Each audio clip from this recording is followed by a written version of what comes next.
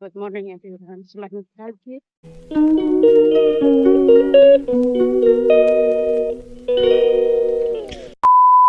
Pagi banget nih. Udah mau jam 12. Setengah 2 baru masuk. 2,000 years later. Kupikir yang itu tuh bos saya. Ternyata bukan, dia nggak tahu aku keluar rumah kan. Aku keluar. Hari ini aku mau ke ATM sih. Inilah. Di tempat biasa di jalan yang sama. Lewat.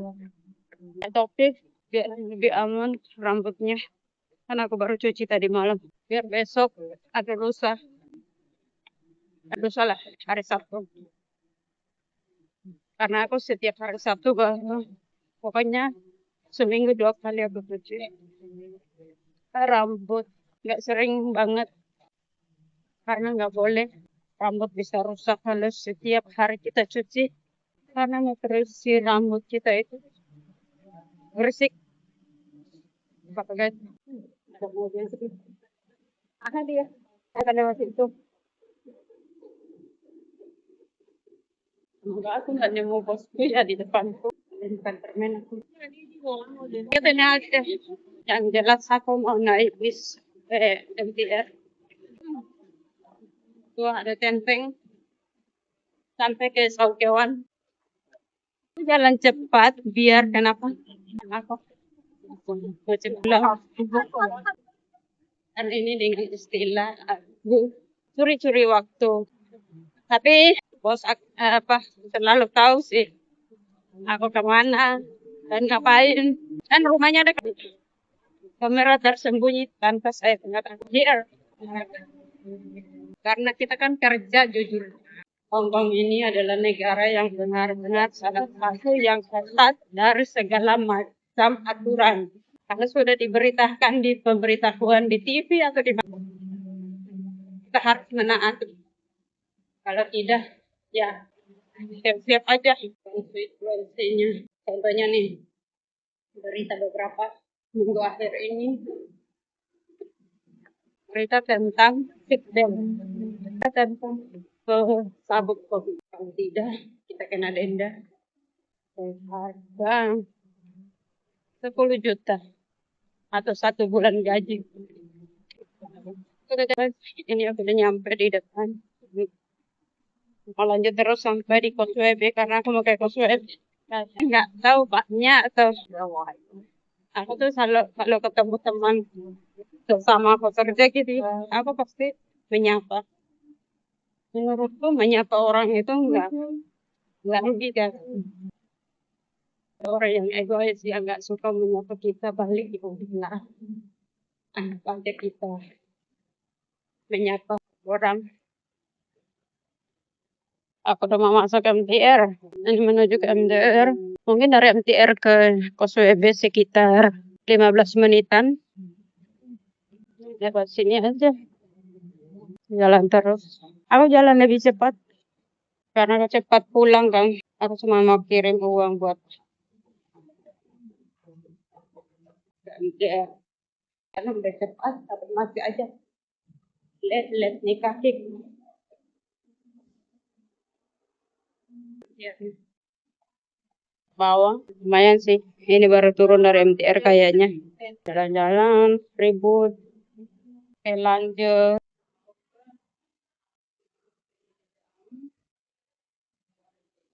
Aku sudah di sini guys, lagi nunggu. MTR gitu. Menitan.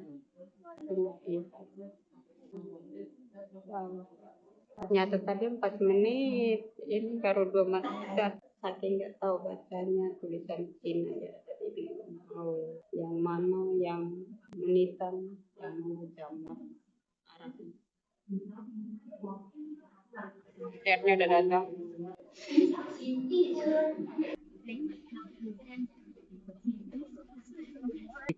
Udah nyampe Koswebe. Aku mau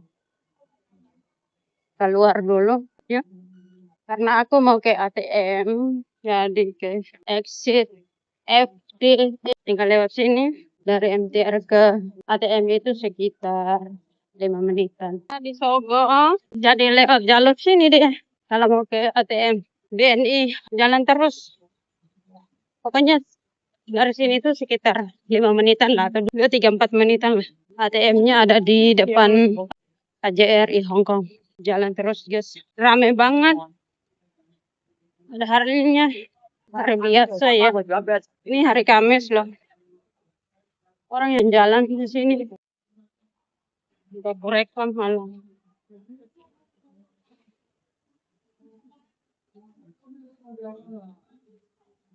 Pasar. Causeway.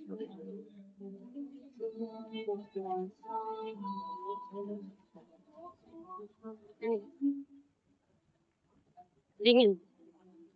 Angin semua.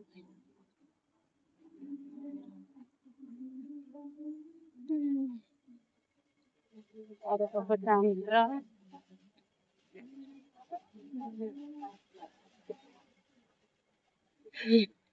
Namanya ampun. Biasaan lah guys. Aktivitas.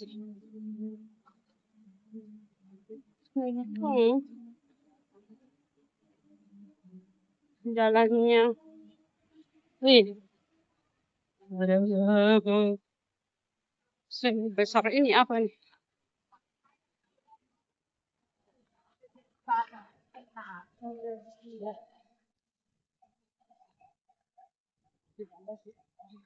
Akhirnya pulang. Pulang dari Causeway. Nih, aku beli baju. Itu harga 150, sekitar 300.000. Ini jaket baju. Soalnya jaketku cuma satu kan, yang bisa aku pakai di luar, kayak warna hitam gitu yang aku selalu pakai. Oke guys, bye-bye. Belum sampai. Dan akhirnya udah nyampe rumah. Sekarang aku mau ngepel lantai, karena memang tadi tidak pel lantai ya, jadi saatnya sekarang pel lantai dan cuci kaos kaki nanti. Nah beginilah guys. Semangat, lanjutkan tugasmu. Nah, tadi itu aku mau cerita sedikit. Suruh keluargaku beli handphone kan begini. Aku udah gajian nih. Aku udah gajian YouTube itu sekitar 1.400.000. Itu gaji yang ketiga.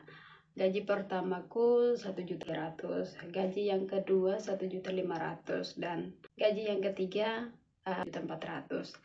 Jadi digabungkan semua gaji saya itu sekitar gaji YouTube saya itu dengan channel April Official 24 yang channel yang lama ya, menghasilkan selama konten atau selama bikin video gitu ya, itu sudah menghasilkan 4.200.000 atau 300. Aku karena akun pembayarannya itu adalah akun keluarga, jadi tentunya penghasilan saya di YouTube itu masuk ke rekening keluarga gitu. Jadi supaya hasil YouTube itu bisa ada manfaatnya, bukan hanya dipakai beli beras, bukan hanya bikin bayar uang sekolah untuk saudara keponakanku gitu. Jadi aku mau beli sesuatu yang bisa awet ya mungkin setahun atau 2 tahun ke depan gitu ya. Itu jadi saya suruh mereka beli handphone. Ternyata kan saya ini yang gaji sebelumnya kan sudah habis, tapi tetap aja menurut aku itu tetap ada gitu. Jadi yang 1.400.000 itu masih kurang kan, karena beli handphone ada sekitar 1.700.000 gitu. Kemarin itu kita lagi hampir mau berantem sama konternya karena kenapa dia mengajukan untuk kalau begitu tidak bisa beli sekarang, ya udah di kredit aja gitu. Dia sudah mau proses pengkreditan gitu. Saya bilang kalau mau kredit saya tidak mau gitu. Saya tidak suka tapi tunggu kalau sudah saya kirim uangnya baru karena kurang 200 kan, 1.700.000 nih handphonenya. Jadi mereka mau beli mau kredit. Saya bilang jangan, dipikir dulu. Nanti besok baru saya ini usahakan untuk kirim yang sisanya gitu. Biar besok aja sekalian beli gitu. Jadi hari ini semoga mereka beli atau terserah mereka mau beli kapan. Yang penting uang sudah saya kirim gitu. Itu hasil ngonten gitu ya. Jadi cuman kurang 200 lebih gitu kan, udah yang ada itu sekitar 1 juta, 1.400.000, berarti kurang 300-an lah gitu. Itu dia. Jadi aku suruh mereka pakai itu uang YouTube untuk beli satu buah handphone, biar ya buktilah bahwa bikin video-video saya itu bisa menghasilkan gitu. Dan ini loh buktinya. Aku mau maksudnya aku ya ini loh hasil ngonten aku gitu. Oke, kan biasanya begini saudara, banyak sekali ketika aku ngerekam video lalu aku ngomong sendiri kayak gini, ada yang mikir dia orang gila, dia orang error kali ya, dia ngomong sendiri kayak gitu kan. Kebanyakan orang-orang di luar sana kan kalau lihat kita atau di tempat umum lagi ambil video atau lagi ngomong sendiri sama kamera gitu, pasti orang mikir ini orang gila, orang ODGJ yang ngomong sendiri gitu. Aku cuma mau membuktikan itu, bahwa kita bikin video itu dengan akan membuahkan hasil gitu, dengan ya mungkin video kita tidak se-viral apapun di luar sana, setidaknya dia mengumpulkan pundi rupiah gitu. Itu maksud saya. Jadi saya menyuruh saudara aku untuk beli hand biar menjadi bukti, tapi bukan untuk mereka ngonten ya. Apapun kegiatan mereka di sana dibagikan ke saya gitu. Itu maksud saya sih. Dan semoga mereka mengikuti apa yang aku arahkan ya, karena memang mereka ini terlalu sulit untuk kerjasama untuk bikin konten gitu. Padahalnya kita upload rekam sebanyak 10 menitan itu udah cukup sih, karena kalau upload sekarang kan sudah monetisasi nih. Supaya kita bisa mendapatkan iklan midrollnya itu kita harus lebih dari 8 menitan. Jadi channel kita itu bisa dijalankan beberapa iklan gitu. Tapi kalau cuma 4 atau 3 menit video yang video yang kita masukin ke YouTube, paling satu contohnya ini cuma berapa orang aja yang nonton, paling satu iklan yang itu paling 1 sen ya, atau 0,1.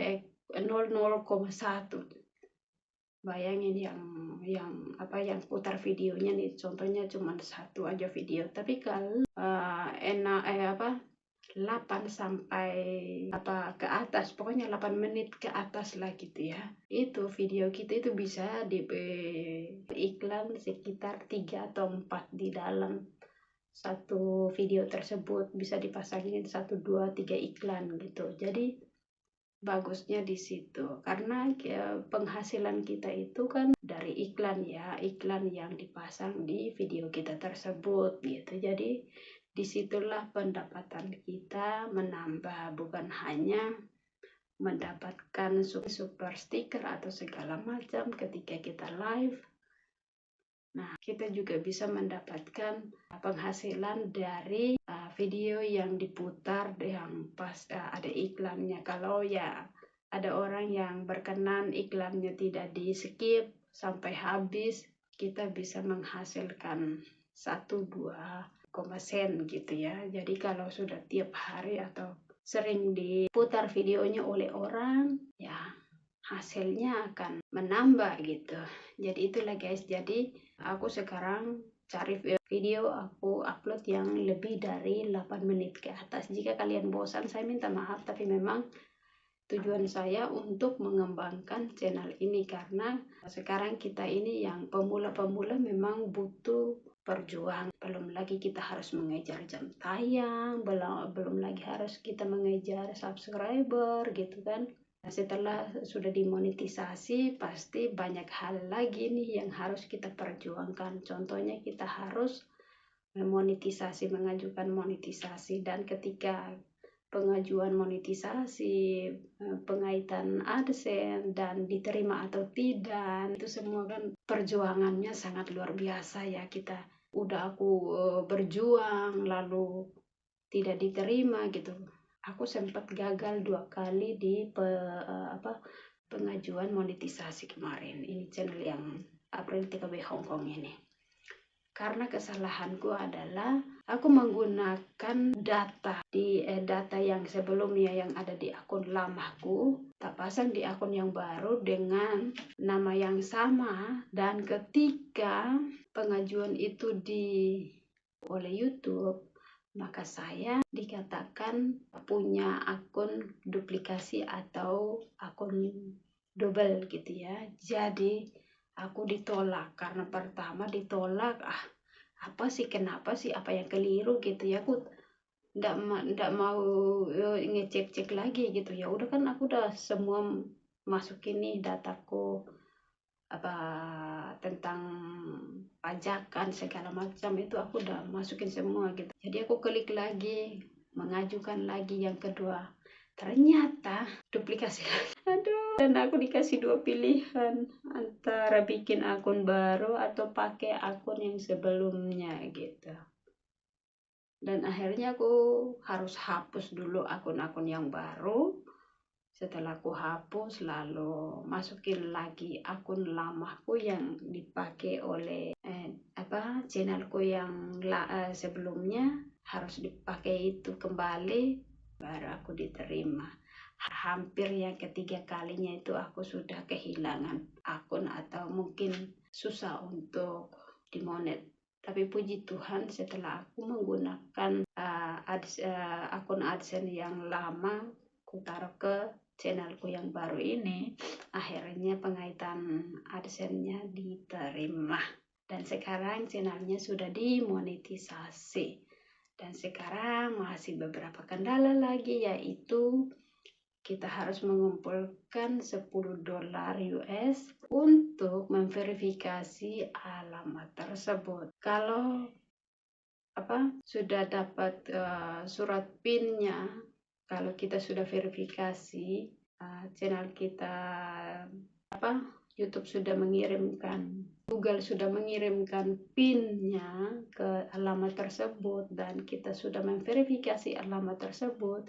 Jadi kita tinggal memverifikasi atau KTP atau apapun itu, kan ada 2 macam situ. Ada yang offline ya, contohnya yang manual sama yang otomatis gitu. Jadi karena saya pakai paspor, jadi aku pakai paspor. Itulah guys. Jadi memang gak gampang kita bikin bikin YouTube atau menjadi konten kreator, itu gak gampang. Harus banyak belajar, banyak cari tahu di YouTube besar. Kita harus sering nonton dan harus sering cari tahu seperti apa perkembangan dan seperti apa perjalanan per-YouTubannya tersebut gitu. Oke guys, itu aja ceritaku. Jangan lupa untuk di like dan di subscribe, komen dan di share jika kalian suka video ini. Semoga bermanfaat. Mungkin ceritaku panjang, tapi untuk bikin YouTube ya atau bikin video ya harus kita panjangin gitu ya, biar iklan kita itu dipasangin lebih banyak gitu. Bisa dipasangin 4 atau 3 gitu kan, itu lumayan. Tapi kalau cuma 3-4 menitan lalu iklannya cuma 1, ya kita aja itu nggak sama berapa rupiah lah gitu. Oke guys, sampai jumpa. Jangan lupa untuk di like.